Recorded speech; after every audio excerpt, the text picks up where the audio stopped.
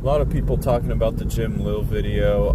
Reactions are kind of mixed. Most people are kind of like, yeah, this is obviously wrong.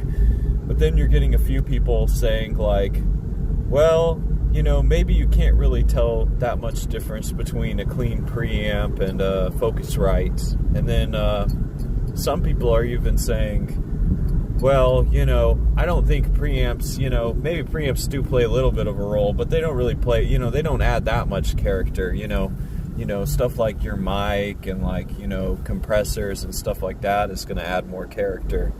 I just want to say,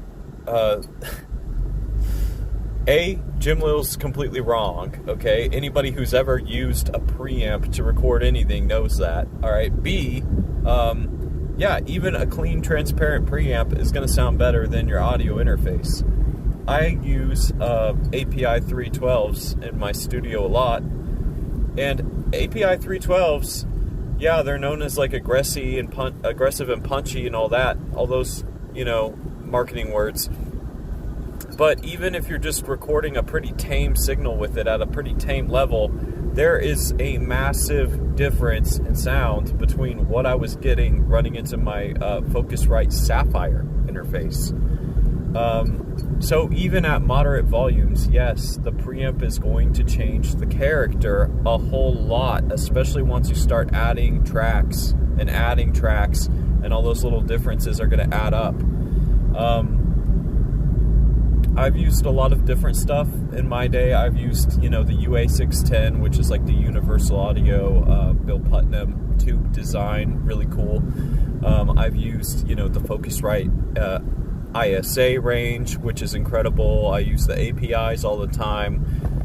And I even have, you know, some Neve knockoff stuff from Golden Age Audio, which is pretty decent.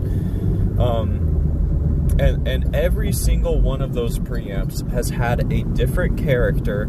Everyone has added mojo to the songs that I couldn't get without it. I mean, I'm just going to chalk up Jim Lil's entire video to he doesn't have enough recording experience. That's basically what it is.